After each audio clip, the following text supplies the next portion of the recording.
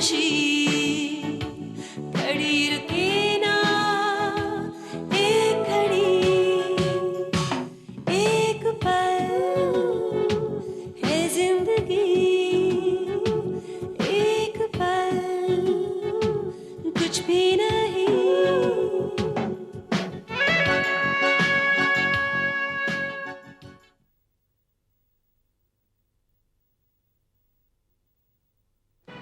बात इतनी तो सच है कि खेतरी में दोबारा गैस लीक होने के चांसेस हैं। तुम ये अफवाह फैलाने गए थे और लोगों को इस बात का पता भी चल चुका था। तो मुझे थोड़ी मालूम था कि ये हादसा हो जाएगा। शीला जी, ये बात तो तय है कि इस ब्लास्ट के बाद हमारी कंपनी को अपने आप ऊपर उभरना बहुत मुश्किल हो गया है। बैंकर्स हमारी कंपनी डिवीजन को बेचने के लिए स्टे ले आए हैं, तो हम कोई भी अपनी डिवीजन नहीं बेच सकते। ऐसे में अगर हम हमारी कंपनी को एक पब्लिक लिमिटेड कंपनी बना दें तो बेहतर होगा। ये बात मैं आप लोगों से पहले भी कह चुका हूँ। गुड सजेशन मिस्टर दलाल। मुझे नहीं पता था मैं इतनी इम्पोर्टेंट हो गई। ये तो सिर्फ बहुत कामयाब लोगों के साथ होता है। बात सिर्फ यही नहीं है देविका जी, इनकम टैक्स डिपार्टमेंट ने भी आपसे पूछताछ के लिए समन्स जारी किए हैं। वंडरफुल। आज सिल्वर स्टेट अंडर लिटिगेशन है। वो मल्होत्रा इंडस्ट्रीज की एक ऐसी प्रॉपर्टी है जिसे हम सब भूल चुके हैं। वो हम स्वेतलाना से वापस हासिल कर सकते हैं। शायद मेधा नहीं जानती कि हम लोग इस वक्त यहाँ खेतरी के मसले पर बात कर रहे हैं। लगता है बहुत ही लंबी नींद के बाद सिल्वर से डिस्कस करने के लिए मेधा यहाँ चली आई। मैं बंसल चश्मदीद गवाह बनूं कि करण ने मेरे सामने बॉम्ब ब्लास्ट के लिए रकम दिए थे। कुकू साहब, क्या आप ऐसा नहीं चाहेंगे? एक खुशखबरी है, 1-2 हफ्ते में एंटीक्स मुंबई पहुंच जाएंगे। Oh really, that's good news. Ranjana Devi, अब आप देखिए कि मैं कैसे जलवे दिखाता हूँ।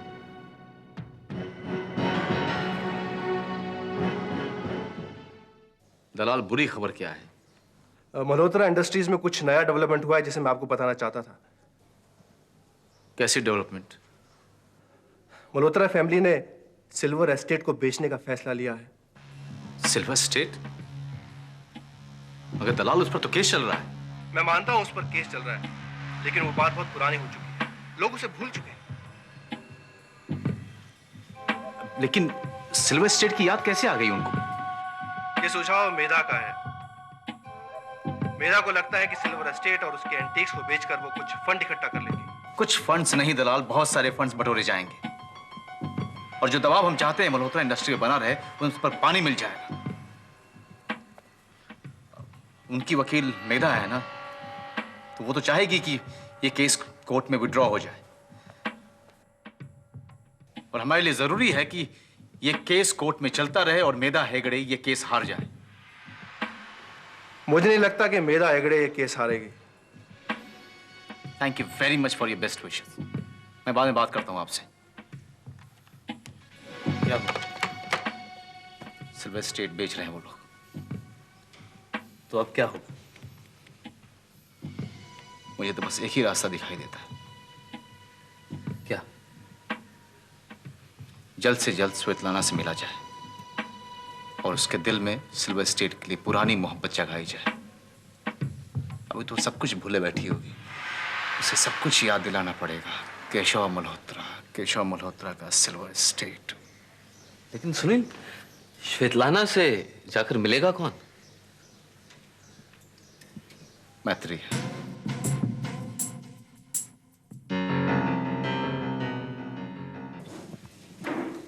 अरे किन्हें कहाँ ले जा रहे? जी डॉक्टर साहब के पास। क्यों, डॉक्टर साहब नहीं आएंगे? मेरे को क्या मालूम साहब, साहब ने जैसा बोला मैं वैसा ही करता हूँ।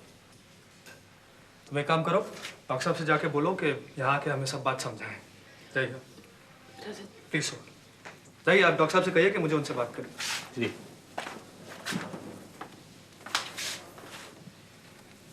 कहाँ जा रही हो तुम? हाँ, तुम्हें पता भी है कहाँ ले जा रहे हैं तुम्हें? किसी टेस्ट के लिए लेकर जा रहे होंगे, और कहाँ। और तुम जाने के लिए तैयार हो गई? क्या करूँ, अंकल आंटी को उस दिन मैसेज तो भेजा था कि आकर डॉक्टर से बात करें, फिर अपने काम में बिजी हो गए। अरे तो तुम तो इनकार कर सकती हो ना? इनकार तब करूँ जब मैं कन्विंस्ड हूँ कि ये टेस्ट ना जरूरी है। आपको टेस्ट के लिए बुलाया था, आप आए क्यों नहीं? एक मिनट डॉक्टर साहब, क्या मैं ये जान सकता हूँ कि ये टेस्ट क्यों हो रहे हैं और किस लिए हो रहे हैं? क्या मैं ये जान सकता हूँ कि आप ये जानने वाले कौन होते हैं? आप बेकार में नाराज क्यों हो रहे हैं? मैं तो सिर्फ पूछ रहा हूँ।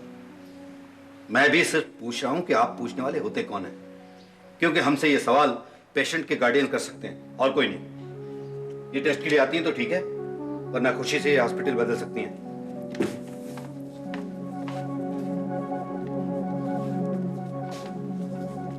चलिए मैडम।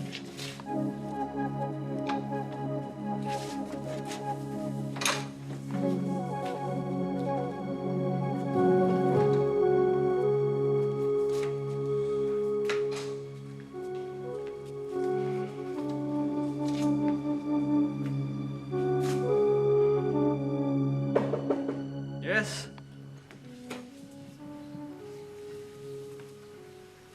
बेटा तुम रजत हो? जी हाँ। मैं तुम्हारी माँ हूँ।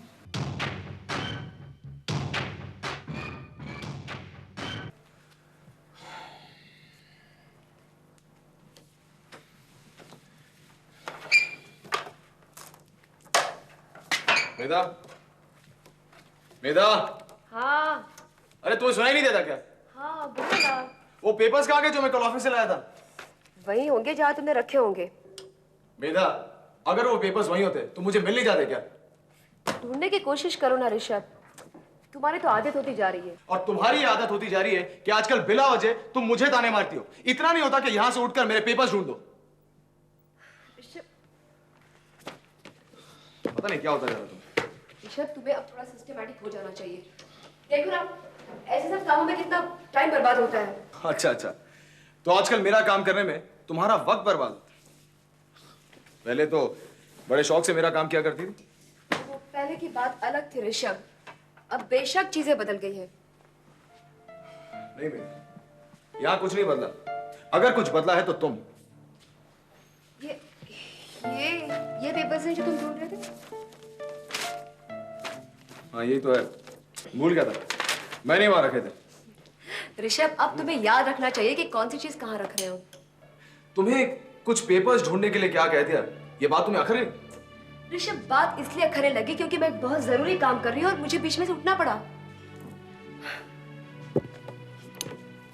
ऋषभ तुम्हें ऑफिस जाने में कितना वक्त बाकी है? बस अभी निकल रहा हूँ। क्यों? नहीं, वो सर्वेंट को मैंने स्टेशनरी लाने के लिए भेजा है। तो क्या? तो तुम मेरे लिए एक अच्छी कॉफी बना सकते हो? मेधा, मैं तुम्हारा नौकर नहीं हूं। Do you understand that? और अगर ये बात तुम्हारी समझ में नहीं आती तो आज समझ लो। क्या क्या कहा आपने? आप मेरी माँ हैं? चाहिए पहले उस शब्द का मतलब समझ कर आइए, फिर उसके बाद उस शब्द का इस्तेमाल करिए। चाहिए यहां से।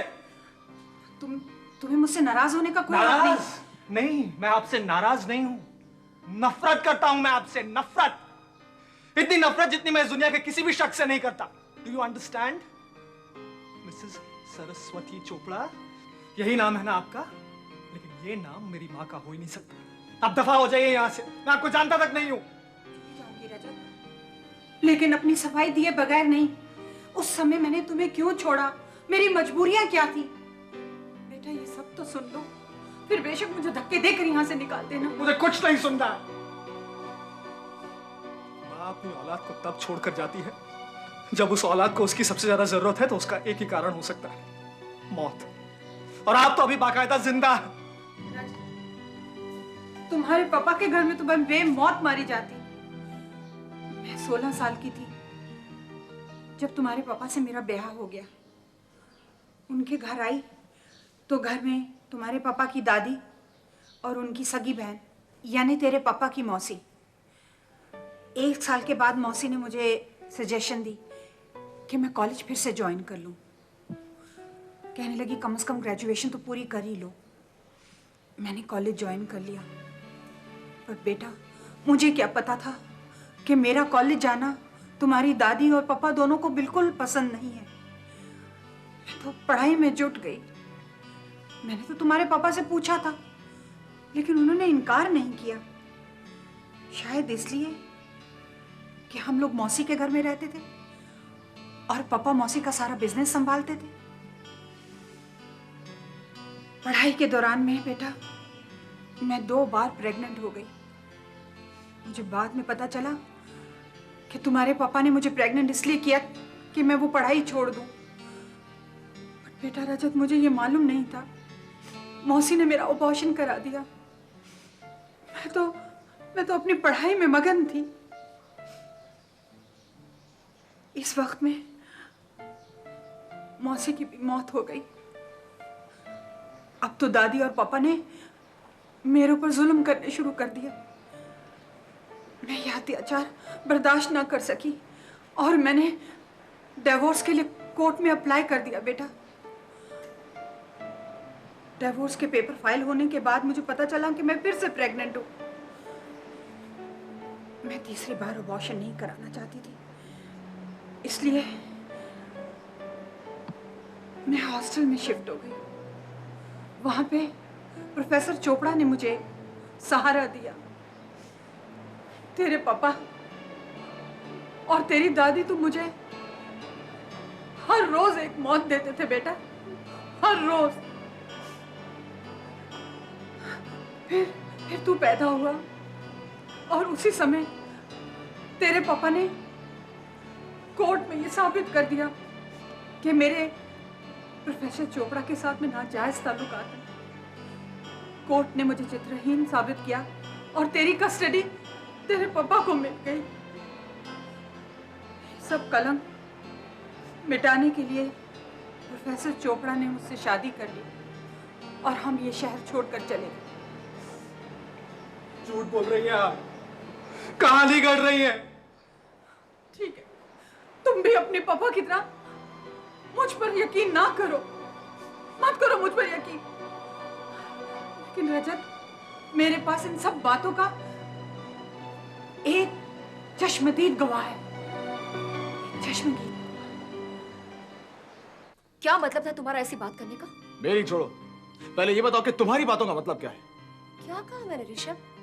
मैंने सिर्फ इतना कहा कि क्या तुम एक कॉफी बना सकते हो? हाँ। तो अब आप ये चाहती हैं कि मैं आपकी चाकरी करूं? पता नहीं मैडम ऐसा कौन सा बड़ा काम कर रही हैं कि वो ये चाहती हैं कि ऋषभ मल्होत्रा उनके लिए कॉफी बनाए। वाह। और मैं जो आपके आज तक हुक्म बजाते आई हूँ वो? हाँ? मेधा मेरी टाई कहाँ है? मेधा मेरे पेपर्स ढूंढ दो। मेधा मुझे चाय क्यों नहीं मिली? मेधा नाश्ते को इतनी देर क्यों लग रही है? अगर मैं तुम्हारी तरह बर्ताव करती ऋषभ, तो मैं ये भी कहती कि क्या मैं तुम्हारी बांदी हूँ, गुलाम हूँ या बंधुआ मजदूर हूँ? मैं तुम्हारी पत्नी हूँ ऋषभ। बिना किसी गिले शिकवे या शिकायत के तुम्हारा काम करना मुझे अच्छा लगता है। मैंने कभी कहा कि क्या मैं इस घर की नौकरानी या तुम्हारी चाकर हूँ? मेधा, इस घर का काम करना तुम्हारा फर्ज है। तो फिर ये फर्ज मुझ पर क्यों थोपा गया है? मल्होत्रा इंडस्ट्री ने सिल्वर एस्टेट की जिम्मेदारी मुझ पर क्यों डाली है? मैं सारे काम भूल भुलाकर इस केस की तैयारी में लगी हुई हूँ ऋषभ, क्योंकि मैं जानती हूँ कि सिल्वर एस्टेट मल्होत्रा इंडस्ट्री के लिए महज एक प्रॉपर्टी नहीं है। तुम्हारे और तुम्हारी मम्मी के एक अहम और ईगो और अधिकार से जुड़ी हुई एक चीज है। अरे तो इसमें कौन सी बड़ी बात है? काम तो सभी करते हैं।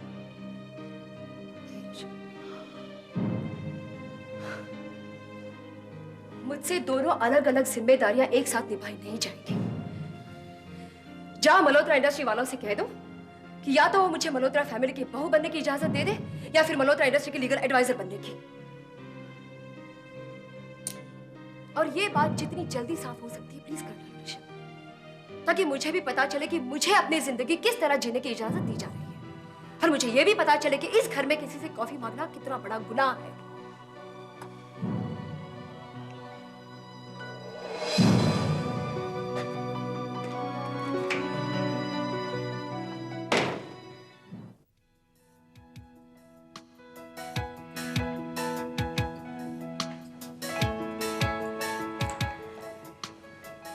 मैत्री।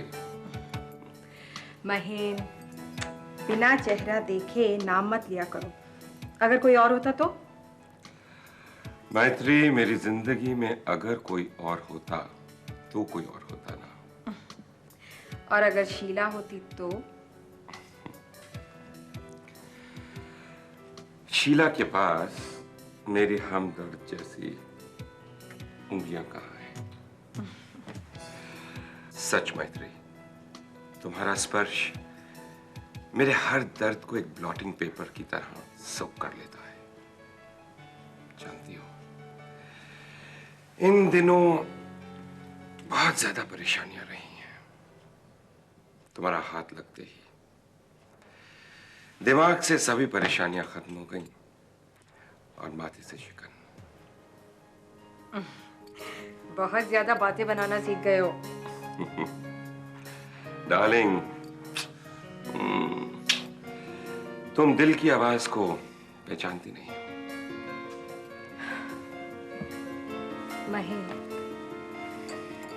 अगर ये दिल की आवाज है तो फिर हम अपनी दिल की आवाज को क्यों नहीं सुनते? हम वो क्यों नहीं करते जो हमारा दिल कहता है? क्या नहीं करते? महीन, जब मैं तुम्हें दिन भर परेशान देखती हूँ ना, तो मेरी शामों को तुम्हारी तलब हो उठती है।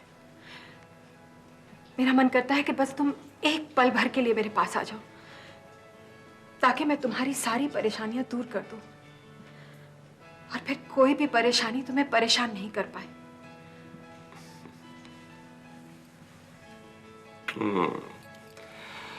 काश ऐसा हो पाता। ऐसा क्यों नहीं हो पाता महेश? क्यों? मैत्री, सच पूछो तो आजकल तुमसे मिलने को दिल भी नहीं करता है। ऐसा मत कहो महीन, ऐसा मत कहो। ऐसा कहने से पहले तुम चाहे मेरी जान ले लो। ऐसी बात नहीं है मैत्री, प्लीज डोंट मिसअंडरस्टैंड मी। लेकिन Maitri, Mahen Malhotra is a total failure. देखो ना तो मैं अपने करियर को संभाल पाया और ना ही मैं अपनी मुरादों को पूरा कर पाया। It's really very unfortunate. महीन, देखो, मैं तुम्हें अपनी शक्ल दिखाता तो कैसे दिखाता? तुम दुनिया के लिए फेलियर हो या सबसे बड़े सक्सेसफुल आदमी, लेकिन महेन, मेरे लिए तो सिर्फ तुम हो। तुम।